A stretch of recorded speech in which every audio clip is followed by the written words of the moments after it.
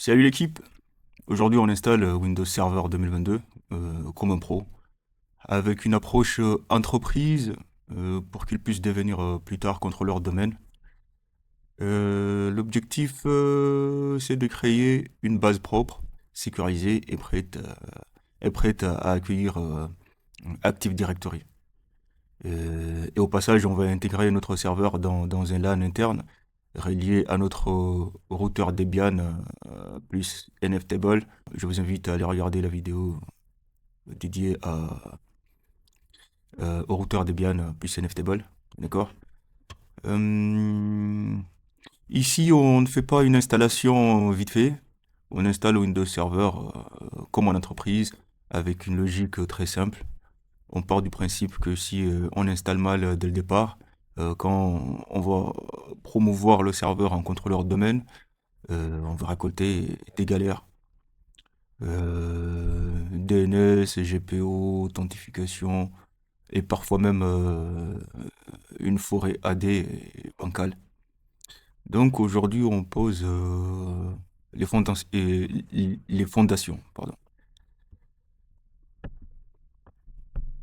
Comme d'habitude, on va travailler dans un laboratoire virtuel. Notre réseau, c'est du sérieux. On a un LAN interne, d'accord, qui va être connecté à notre Debian router ici, euh, avec une NFTable pour le NAT et la sécurité. Concrètement, ça veut dire que notre Windows Server sera dans un vrai réseau maîtrisé, avec un pare-feu propre, un gateway propre, d'accord, et une sortie Internet contrôlée, comme dans une infra réelle. Sans plus tarder, on va passer à la création de notre VM. Mais avant cela, nous allons démarrer notre routeur Debian ici, qui va nous permettre de communiquer, ou plutôt de faire communiquer notre serveur Windows vers l'extérieur.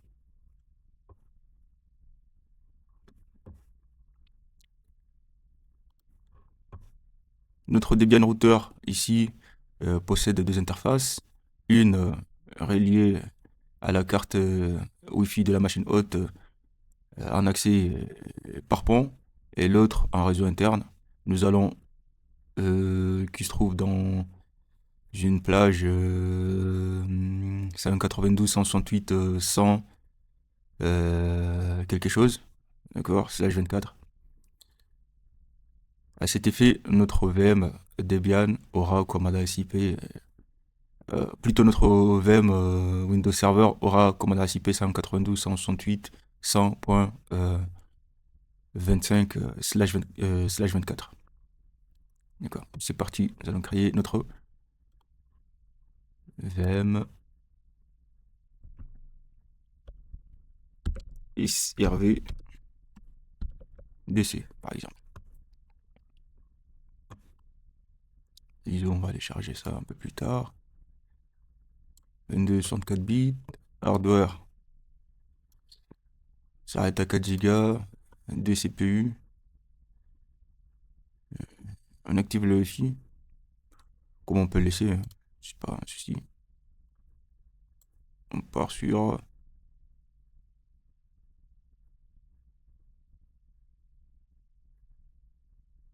80. On laisse à 80. 80 gigas. On fait finish. Ici, sur la partie réseau, nous allons mettre notre serveur dans le même réseau que l'interface l'interface interne de notre routeur Debian, d'accord, réseau interne. On fait OK et on va aller charger l'ISO ici dans lecteur optique, choose a disk file, et là ouvrir. Nous allons démarrer notre Windows Server.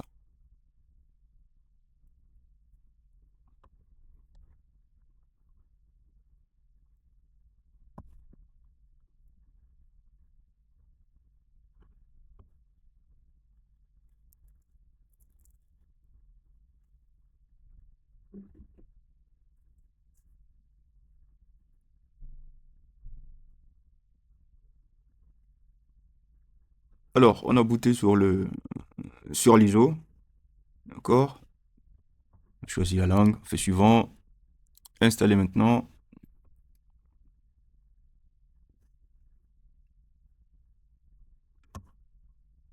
Je n'ai pas de clé pour l'instant. Nous allons choisir la version expérience de bureau, la version standard. Pourquoi? Parce que dans cette série, on veut une approche visuelle et pédagogique, d'accord? Et la majorité des environnements PME, PMI utilisent encore une administration version bureau. Suivant, accepte contrat de licence. On va faire personnaliser. Alors ici, nous allons scinder les disques en deux. Nous allons prendre 40-40. 40 Go pour le disque C. Le disque C qui sera dédié au système. Et 40 Go pour les sauvegardes, les données, les logs, les scripts, les fichiers annexes, etc. Ce n'est pas obligatoire tout de suite, mais c'est cette logique qui évite les serveurs fourre-tout et impossibles à maintenir. D'accord? On va faire simple, 40 000. Voilà. 40 000, appliquer, ok. Nous avons ici le deux disques principal. On va aller formater le deuxième un peu plus tard. On fait suivant.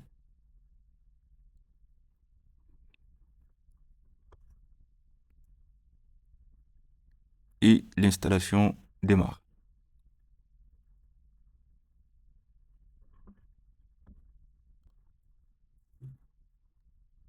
Après la copie des fichiers et l'installation, Windows redémarre. Et là, il nous demande le mot de passe du compte administrateur. On va mettre un mot de passe fort. D'accord?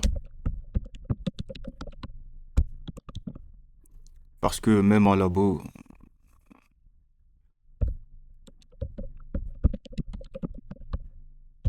on met un mot de passe qui respecte les critères et les normes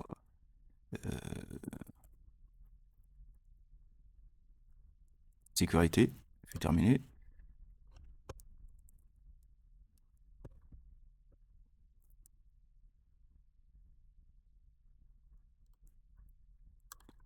Premier boot, ce qu'on va faire, on va aller installer les guests de VirtualBox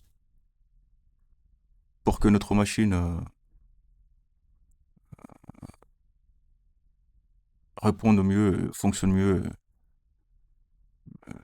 avec VirtualBox, d'accord? Contrôle.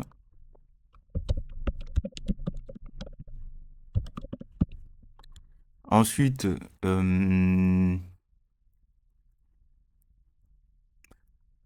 nous l'attribuerons une adresse IP statique et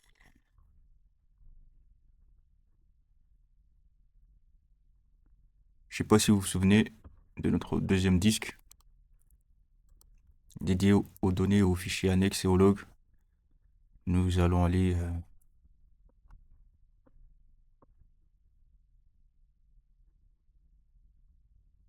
la formater. Alors, on commence par installer les guests en insérant le disque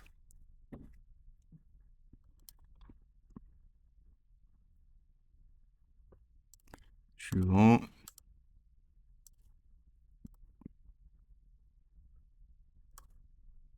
Installer.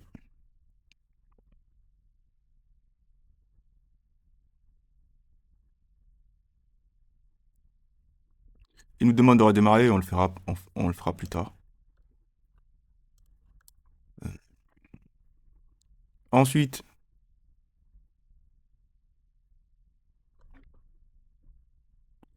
on va aller l'attribuer, on passe par là, gestionnaire de serveur, on l'attribue une adresse IP statique.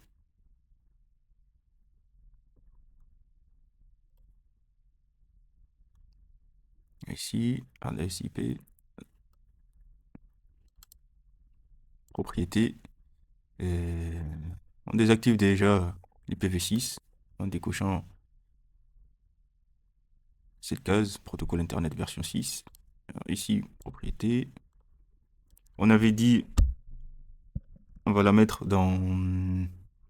Cette VM se trouve dans le même réseau que l'interface interne de notre routeur, qui est de 192.168.125/24. Passerelle, c'est l'adresse IP de l'interface interne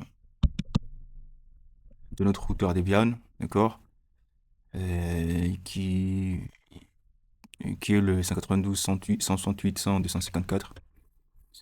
Ensuite, temporairement, on va mettre un DNS externe pour que notre serveur Windows puisse sortir vers Internet, installer les mises à jour et télécharger les composants nécessaires, d'accord. Mais le jour où on promeut le serveur en contrôleur domaine, le DNS change. Le DNS doit pointer vers le contrôle de domaine lui-même. C'est-à-dire ici, le DNS sera 192.168.100.25. Et c'est non négociable. Mais aujourd'hui, on met une DNS externe. Valider les paramètres en quittant, on fait OK. Fermer. Oui. Fermer. Ignorer. Fermer. Avec PowerShell. On va aller voir. On va aller pinguer google.com. Ça répond bien. Ensuite, nous allons renommer notre serveur. D'accord. En entreprise, on ne laisse jamais Win X, Y, Z, 1, 2, 3. Ça se fait jamais en entreprise. On va lui donner un nom propre du type SRV DC01 par exemple. Alors on a cliqué sur le nom, toujours sur le gestionnaire de serveur, d'accord. Modifier, on va l'appeler SRV DC01. On fait OK. Il va nous demander de redémarrer notre serveur. C'est ce qu'on va faire. On redémarre maintenant.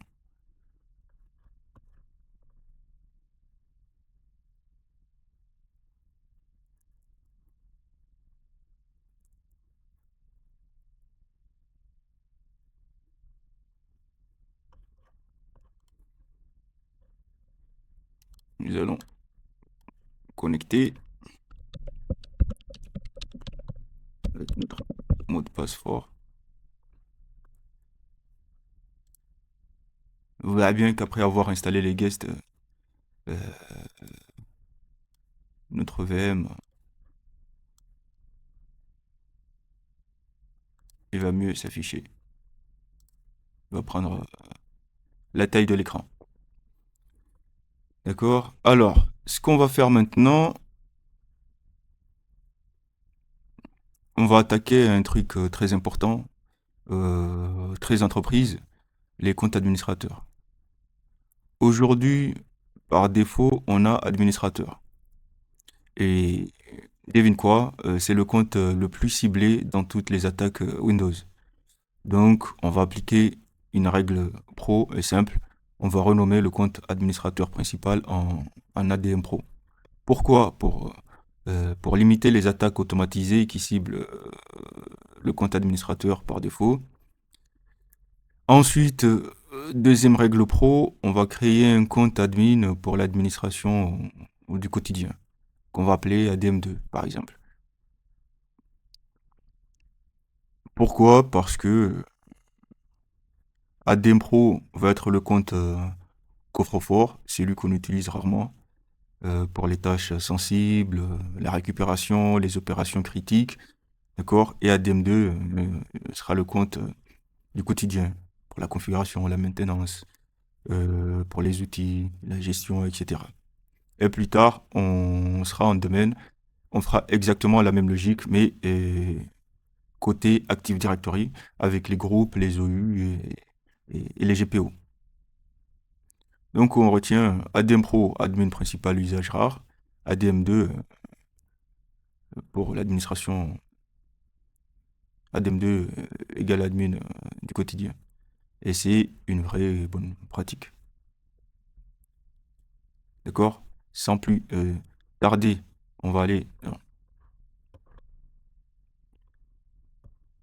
clic droit, bouton démarrer, gestionnaire de l'ordinateur,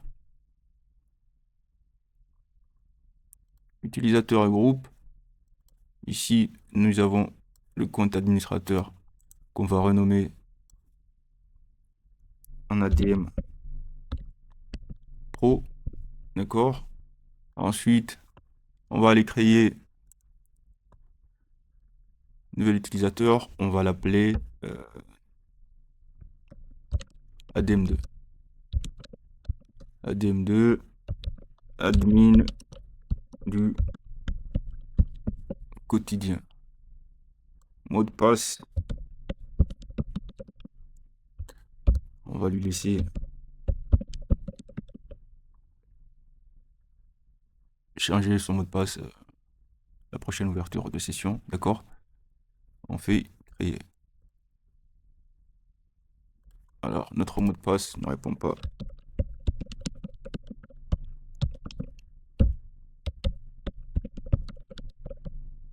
aux exigences.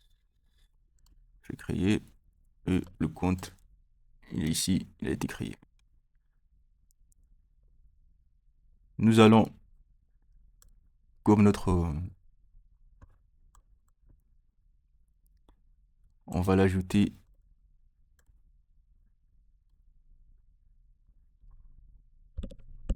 dans le groupe administrateur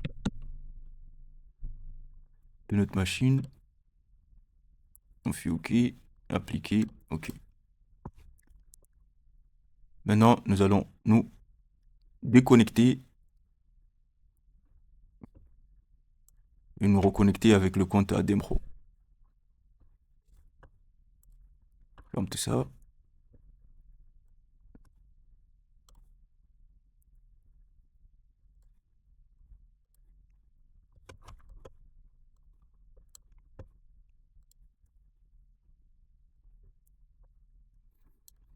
ADMPro, vous voyez ici notre compte ADM2. On va y aller avec le compte ADMPro pour installer les rôles. C'est-à-dire, ce qu'on va faire, on va franchir une étape parce que on va transformer ce serveur en contrôleur de domaine. Active Directory.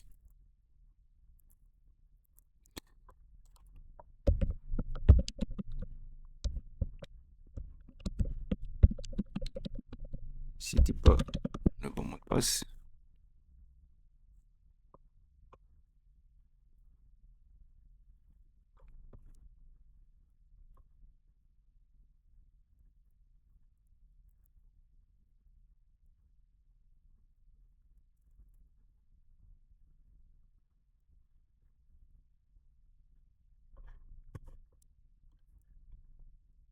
Voilà, nous avons ici, alors c'était SRV, j'avais mis SRC. Vous dites rien, SRV à la place de SRC. Pourquoi j'ai fait ça? SRV dès 16h01. Bon, il va nous demander de redémarrer. Ce qu'on va faire,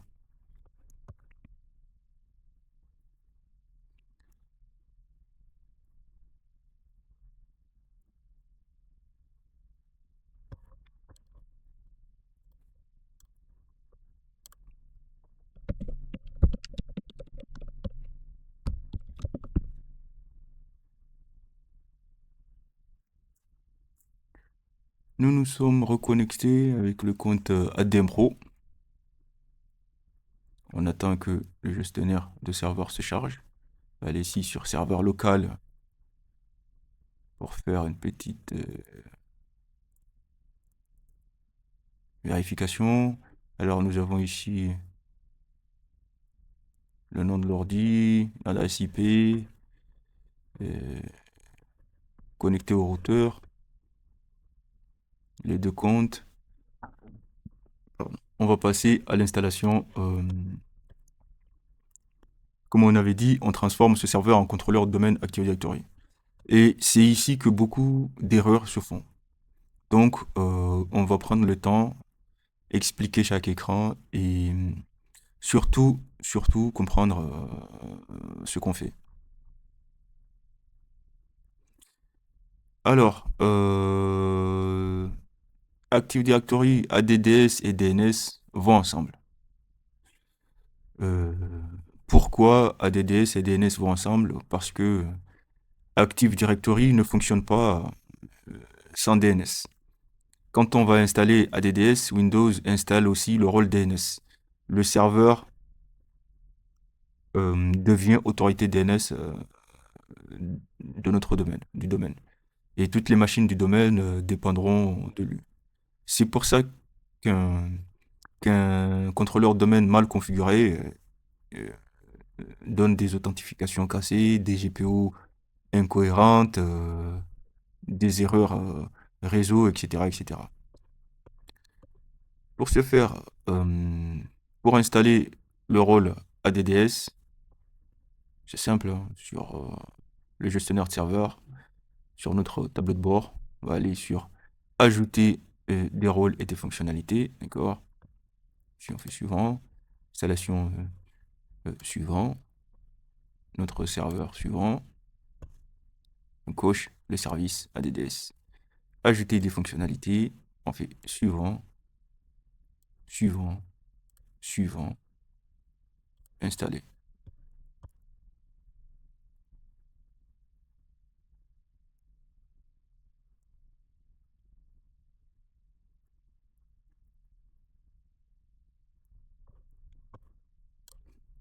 L'installation réussie, on fait fermer. Alors vous voyez, il y a une notification qui s'affiche ici. C'est un message. On va aller cliquer dessus. On va faire promouvoir ce serveur en contrôleur de domaine. Clique dessus. Alors ici, on va ajouter une nouvelle forêt. D'accord? Pourquoi? Parce que c'est notre premier contrôleur de domaine.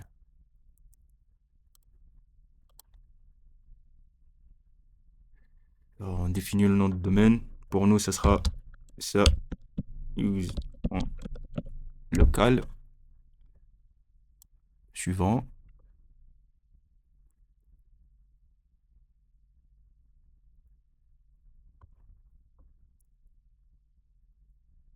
On laisse cocher serveur DNS et catalogue global.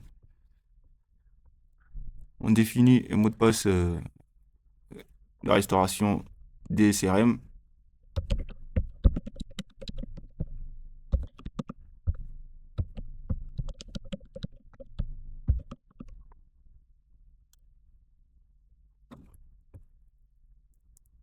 Ce mot de passe est critique, hein. Et ce qu'on vient de mettre, il sert pour la récupération, la maintenance, le démarrage en mode restauration. Donc, il faut un mot de passe, faut mettre un mot de passe fort et le stocker correctement quelque part. D'accord? On va faire suivant.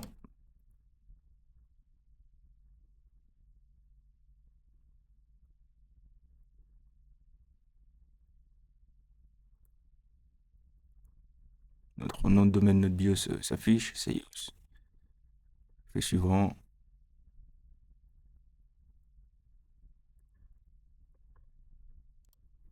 Alors ici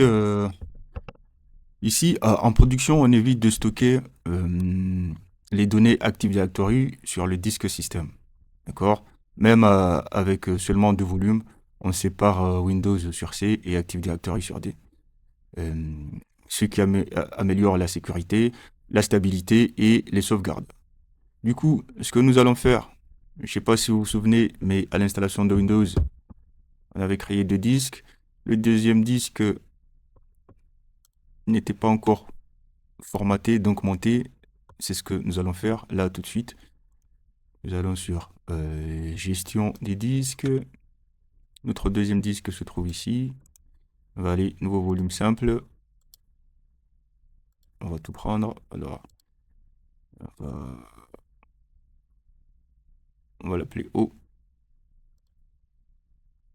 On fait suivant. On peut l'appeler data par exemple.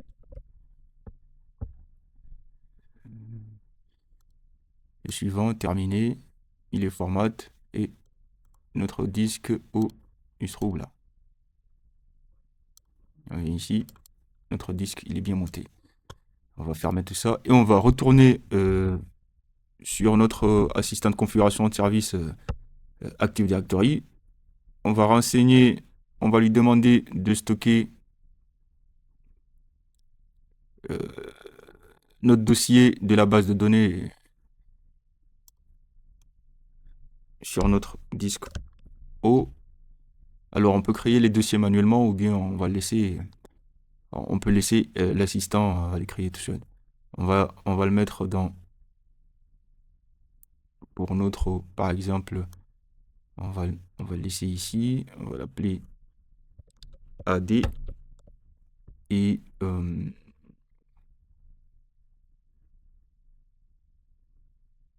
un TDS. euh, Ensuite, on donne quel nom? Euh, Database par exemple. Database. Pour le deuxième, on va faire pareil. Et à la place de database, on va l'appeler logs. Et pour notre troisième, on va juste AD 6 volts. On est bon, on peut faire suivant.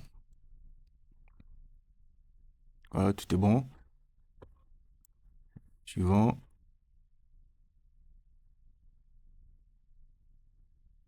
Et c'est parti.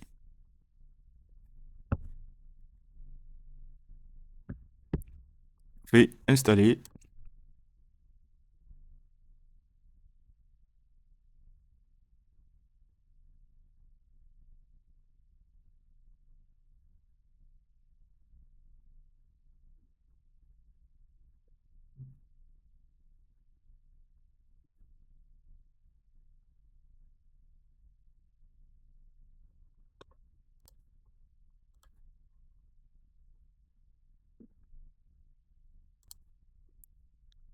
L'ordinateur va redémarrer. Enfin, le serveur, c'est normal. Et ont été installés.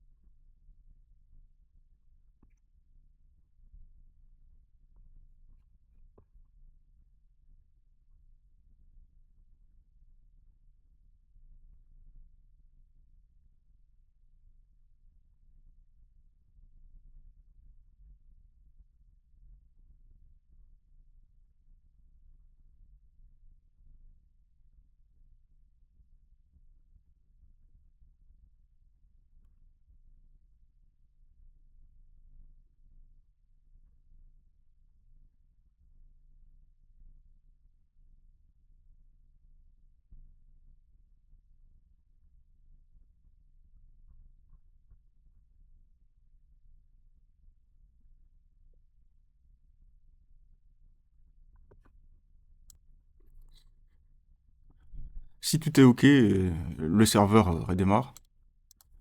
Nous allons nous connecter. Et vous voyez bien ici que ça a changé. Euh, le compte devient Soyuz, notre domaine. Ça veut dire que le serveur est maintenant un contrôleur domaine, les comptes locaux passent au second plan et l'authentification devient centralisée. C'est exactement ce qu'on voulait. Alors nous allons nous connecter.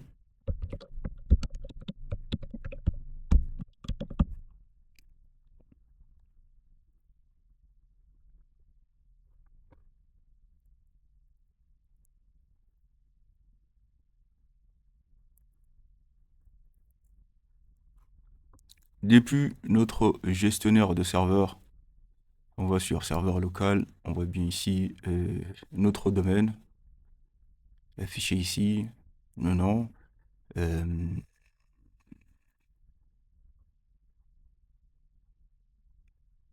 Quand on va ici dans outils, on voit bien utilisateur ordinateur Active Directory, d'accord, euh, avec le domaine visible, ok, les conteneurs possibles avec nos deux comptes existants, les conteneurs computer, ainsi de suite.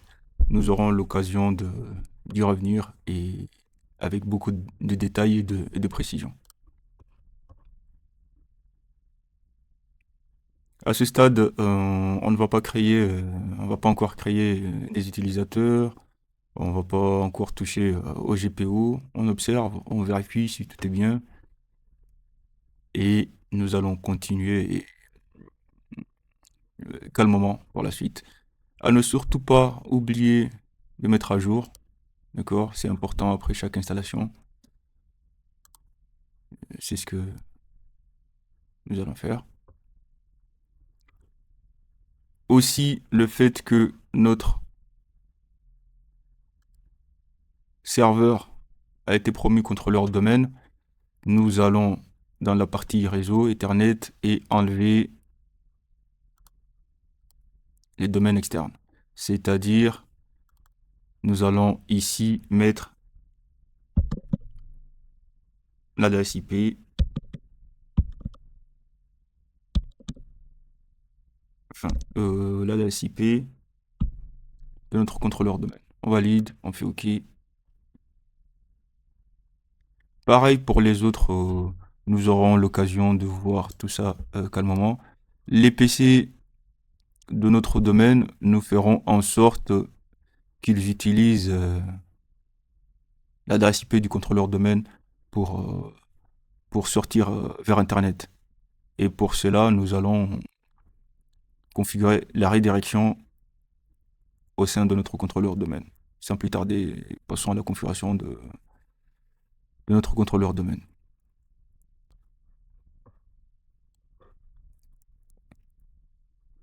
Avant d'ajouter quoi que ce soit dans notre Active Directory, il y a une étape obligatoire, souvent oubliée. Nos futurs PC du domaine vont utiliser le contrôleur de domaine comme DNS principal. C'est une règle absolue. Mais si ce DNS ne sait pas résoudre Internet, alors les postes ne pourront pas accéder aux services externes, naviguer sur Internet ou faire les mises à jour nécessaires. Et la solution propre, c'est le DNS forwarding, la redirection de DNS.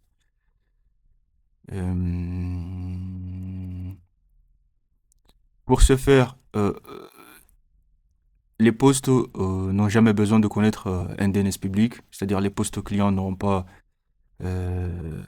besoin de connaître un DNS public, ils vont juste utiliser l'adresse IP de notre contrôleur domaine comme DNS principal et ensuite pouvoir sortir vers l'extérieur en passant par le DNS, ce DNS, notre DC. Pour ce faire, nous allons configurer le DNS forwarding, la redirection de DNS. Nous allons toujours sur gestionnaire serveur, sur outils. On va aller chercher DNS, d'accord. Sur ici notre contrôleur domaine, on va un clic droit sur le nom de serveur. D'accord, on fait propriété. Sur l'onglet Redirecteur, nous avons ici les one and one and one, qui a été configuré parce qu'on l'avait mis par défaut. On peut soit ajouter, soit mettre, une deuxième. D'accord? Bon, on va ajouter celui de Google ici, c'est simple. 8888, on fait entrer, et c'est OK. Nous avons le DNS de Google et le DNS de Cloudflare. On fait OK, appliquer. Et là, on est bon. Ce qui va se passer maintenant, c'est-à-dire à partir de maintenant, un PC de domaine demande google.com. Ce qui va se passer, ça va interroger le contrôleur domaine et le DC voit que ce n'est pas une zone interne. Il redirige la requête vers le DNS externe. Voilà, c'est simple. La réponse revient et le PC accède à Internet. Le client ne doit jamais voir le DNS public. C'est propre, c'est sécurisé et c'est scalable. On fera le test, on aura l'occasion de faire les tests quand on va ajouter un PC, quand on va joindre le domaine à partir d'un PC client. Voilà, ce sera tout pour aujourd'hui. Pense à t'abonner, à liker, à partager. La suite arrive. À plus tard. Salut.